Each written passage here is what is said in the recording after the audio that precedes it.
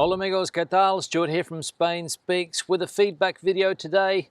Go through some of the feedback from yesterday's video, some of the comments, and have a bit of a chat about that, and also talk about some of the things that have happened in Spain over the last 24 hours to keep people up to date with what's going on in the country at the moment. And of course, yesterday it was all about the Prime Minister, Pedro Sánchez, making his first appearance in quite a while, coming out to address the public, to address the press, and give an update on the current situation and where Spain is at regarding the health situation at the moment. And as was to be expected, he copped a lot of flack from certain parts of the media, some newspapers accusing him of washing his hands, pardon the pun, as he was quite clear in saying that he's going to allow the autonomous communities in Spain to handle the situation. Because as we know, the running of hospitals and the health systems in Spain are in the hands of the autonomous communities. However, he did say that if the situation gets out of control in a particular autonomous community, individual autonomous communities will be able to ask for a state of alarm to control the situation, especially ones where the health situation appears to be getting out of control. For example, Madrid. Now, this is pure politics, of course, between some of the autonomous communities and the central government, in particular Madrid. We know that the Madrid community is controlled by the Partido Popular, which is the opposition party at a national level. And of course, Mr. Sánchez directing his thinly veiled attacks at the Partido Popular in Madrid, because Madrid has been one of the most vocal areas at criticizing Pedro Sánchez and his handling of the entire pandemic situation in Spain. And Mr. Sánchez obviously feels that it's time to start attacking those autonomous communities where people don't agree with his politics. Madrid is one and Murcia is another one. And another thing put forward by Mr. Sánchez yesterday was that he has offered 2,000 troops in order to help the autonomous communities with tracing and tracking of coronavirus cases. So offering his support to the autonomous communities there. Now, as we have seen, Madrid is the area in Spain which is in the spotlight at the moment. Again, a little bit of politics coming into play here, but we have seen in some of the southern neighborhoods in the Madrid area that there have been a lot of cases recently, a lot of testing going on there because they want to try to get to the source of the outbreak and try to stop it in its tracks. And the Madrid president yesterday came out and said that she will ask for a state of alarm if necessary, but she said that a total confinement or lockdown of the Madrid region is not on the cards. So lockdowns or confinements, if you like, will be in certain areas according to the number of cases and the spread of the virus in those regions. So where I live, for example, about 20 kilometers away from Madrid, there's no confinement at the moment, but that would be one of the confinements that came into place, that whole area where I live, some 85,000 people, would be confined to the municipality. And of course, if they bring in a state of alarm, they will have the powers to do that. Now, as you can see again, I've got the magnificent Atlantic Ocean behind me, the typical day here, the typical overcast day. The temperature extremely good. It's a cool 20 degrees at the moment, and not those hot conditions that we have in Madrid.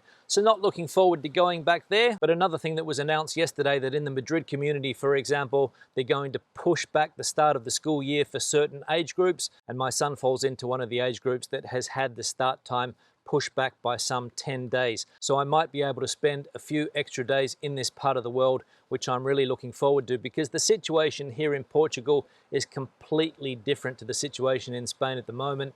Spain seems to have gone into panic mode. The press very negative at the moment. Of course, everybody has to walk around wearing a mask, other rules and regulations coming in. And of course, here in Portugal, that is not the situation at the moment. And of course, now that Portugal is off that British quarantine list, I'm sure that lots of British tourists will decide to come down to this part of the world in the next couple of weeks to at least have a bit of a holiday, try and get a bit of sun on their bodies and enjoy the end of the summer, and hoping that the weather improves here in September. Now, another thing that popped up in the comment section yesterday was the use of millions and billions. Some people saying that I was reporting figures erroneously, getting my billions and my millions mixed up. Well, that wasn't the case. Although the text might have said millions, we were talking about that relief fund that Spain has been given by the European Union to pay for the ERTE scheme. The figures were in millions, thousands of millions. And of course, when you put that into figures that I understand, it goes into billions. And the main thing to point out here is that a billion in Spain is not the same as a billion in Australia, or a billion in the States, or even a billion that you use nowadays in the UK. So in Spain, you'll see quite a lot the figure of 1,000 million. In Spain, for example, they use the expression mil millones, and that equates to 1 billion in figures that we understand in English. So when we talk about 40 billion, in Spanish it would be 40,000 million, and 100,000 million would be 100 billion in figures that I would understand, and I'm sure that a lot of people would understand out there. So that's one of the main differences between the million and the billion system in Spanish. So for example, a billion in Spanish is a million millions, if that makes sense, and a billion in English is 1,000 million. So somebody who has a $10 billion fortune in English, let's say a billionaire, in Spanish they would say 10,000 millones, 10,000 million, and in English 10 billion. So hopefully I've cleared that up for you. And another topic that was brought up yesterday was one about internet connections in Spain. I said that where I live in Madrid, I have a very good internet connection. I have a 600 mega upload and a 600 mega download, and my internet connection works very, very well. And some people said that it depends on where you are in Spain. And of course, living close to a big city, there isn't a problem.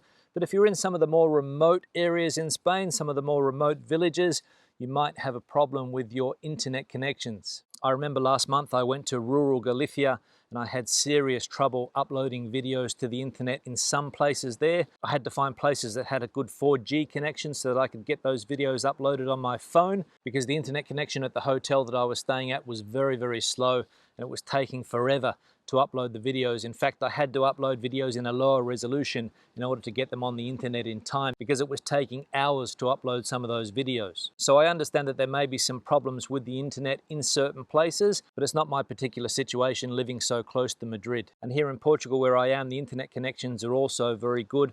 I don't get 600. Here I get about 100 upload, 100 download. So I'm quite happy with those speeds, and it allows me to work at a relatively fast speed to get those videos uploaded as quickly as possible. So I'm personally happy with the internet connection in both Spain and here in Portugal. Now, another comment that caught my attention yesterday was one talking about cover-ups. Somebody suggested that maybe the Spanish government is using this whole virus situation as a cover-up for bad politics. That could be the case. I'm not going to deny that. I don't have the evidence to support it. I don't have the evidence to deny it. But obviously, over the last 10 years or so in Spain, there have been a lot of cutbacks to basic services, cutbacks to the health system, cutbacks to education, and we are seeing cracks appearing in the situation now. And you probably could debate that there is some hidden agenda there, but as I said, I don't have the evidence to support it. And let's be honest, there are a lot of existing problems, not only in Spain, but in the majority of countries around the world. There are a lot of problems at the moment. We can see what's happening in the States, we can see what's happening in the UK, and of course this pandemic or the health situation has really put a lot of those problems in the spotlight. And it has become the #1 focus for the media, as we have seen. The #1 focus of the media now is the pandemic. They don't talk about anything else. All of those problems that we had last year with the environment, they've disappeared from the newspapers. All of the problems we had in Spain with Catalonia disappeared from the newspapers. All of the other problems that different countries have had have all been taken off the front pages, and the focus has been entirely on the pandemic for the last 6 months. And how long is it going to go on for? I don't know. And there was also a debate about free speech, people criticizing platforms like Twitter and YouTube for banning certain channels that perhaps have an alternative view of what's going on at the moment. And to be honest, I can see why a lot of these channels get banned. They don't comply with the YouTube guidelines, for example, or they don't comply with the Twitter guidelines. There's been a bit of a crackdown on certain theories that do more harm than good. And of course, all of these ideas are still out there. You just have to go to different places to find them. You don't have to come to YouTube and watch videos. You don't have to go on Twitter to get your information.